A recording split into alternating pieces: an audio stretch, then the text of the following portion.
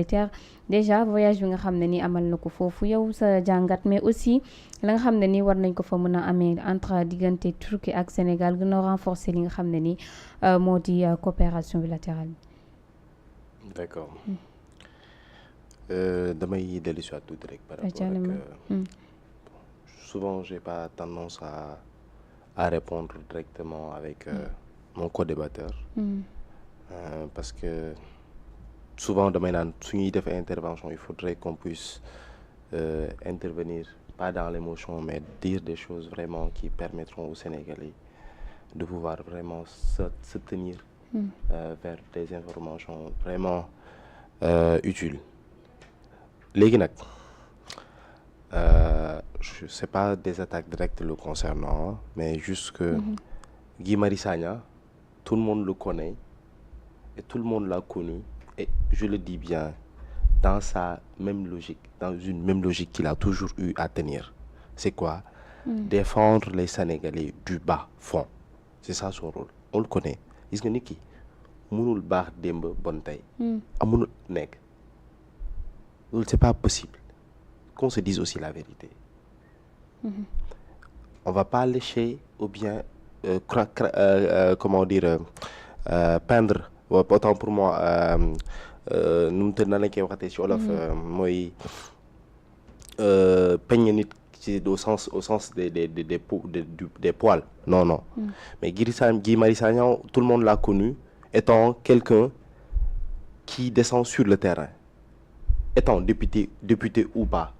il a fait des sacrifices extrêmement lourds pour sa propre personne pour servir cette nation-là sans être nominé ou bien sans être élu. Et je vous le dis, Guy Marius Sagna a refusé beaucoup de prestige pour la nation sénégalaise. Et loolu noonu man xam naa ko parce que j'échange avec lui damay échanger avec moom. C'est vrai que ça fait quelque temps déggante wuñu mais j'échange avec lui souvent. Pour vous dire vrai, vous avez vu le travail qu'il mène au sein de l'Afrique de l'Ouest déjà, au sein de la CEDEAO. C'était le seul député au sein de la CEDEAO qui a défendu les intérêts, non pas les intérêts du Sénégal, mais les intérêts de l'Afrique de l'Ouest, déjà. Et même les intérêts de l'Afrique en général. Donc, comment cette personne-là peut être aujourd'hui sur hier autant pour moi sur une ligne qu'il a toujours mis en marche, qu'il a toujours respecté, et aujourd'hui change d'attitude pour dire que on est en train, c'est normal quand même sénégalais ne ko li nga def c'est pas normal. dëgg li nga wax nii dëgg la am na ñoo xam ne ni jël nañ ko def ko comme héros mais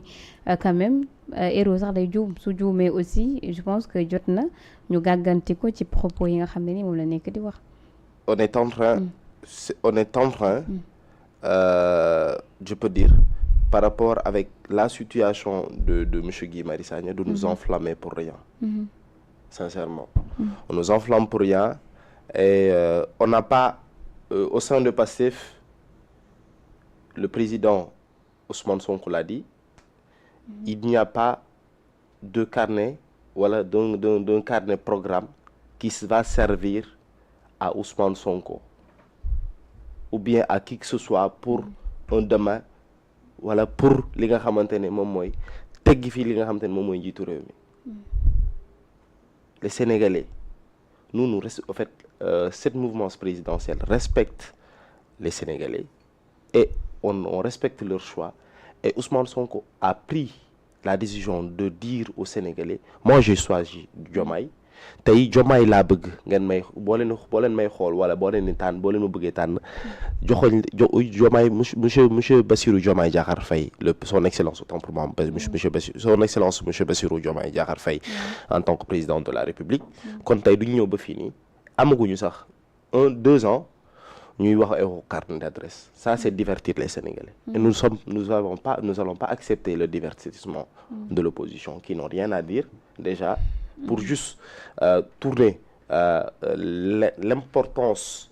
des activités du gouvernement ci ay faits divers saa yu ñu gisee on a tendance à voir ci ñoom bu ñu nekk au pouvoir sax dañuy def divertissement dañuy divertir les Sénégalais pour mën a def li leen neex ci suuf ñun bu ñu demee ba toog ñu bëgg tamit utiliser même stratégie yooyu noonu nous concernant et on va pas l'accepter moom mooy lan par rapport avec cette situation là il faudrait que les Sénégalais qui sont conscients et je sais que les Sénégalais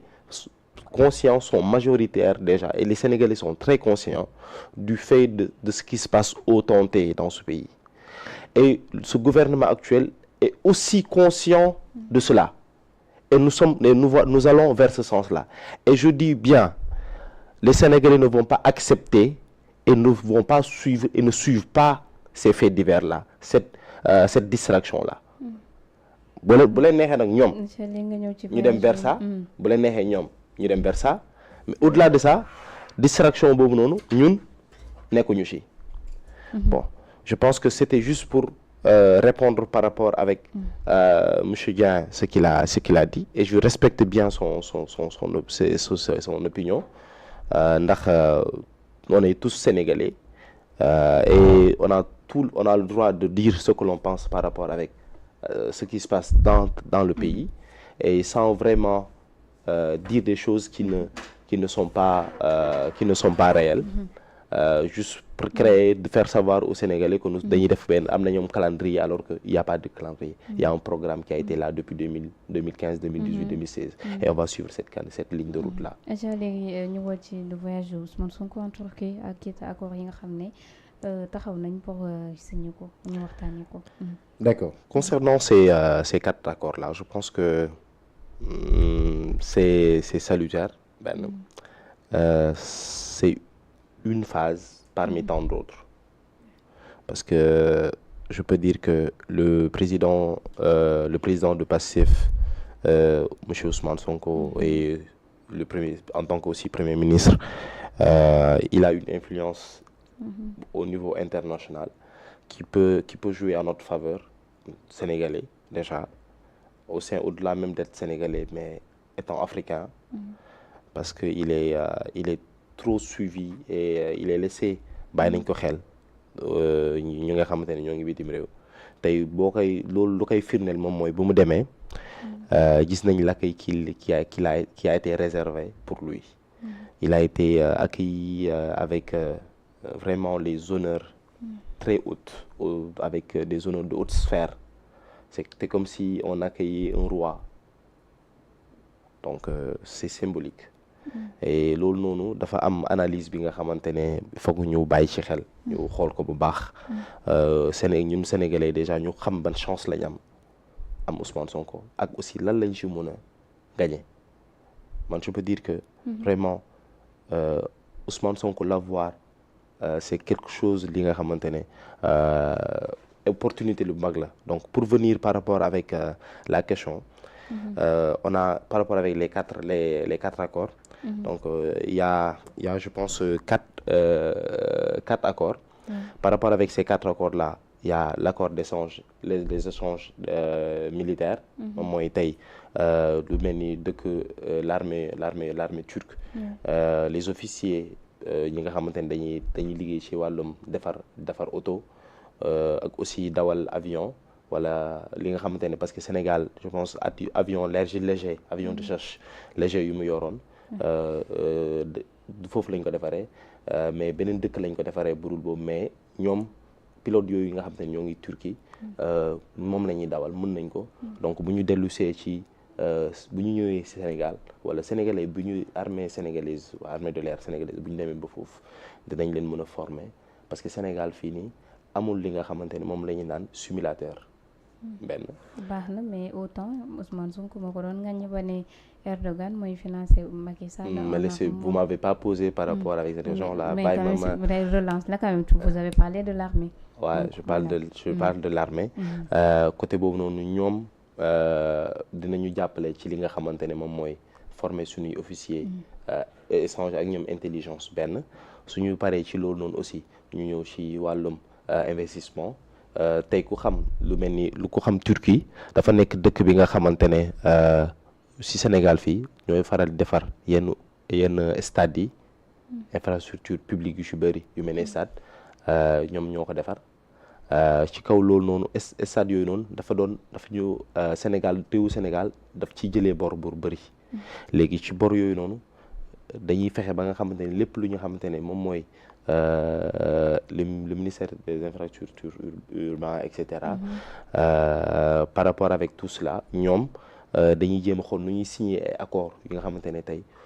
suñ ko signer du taxaw carrément ci ndoddu gouvernement bi xamante ne sénégalais duñ ci gaañu mais day doon ay accords ay accords yi nga xamante ne tey accord d'investissement la gagnant lay doon donc du ñëw man bàyyi ma may la lii non parce que on a demuñu pour ñoom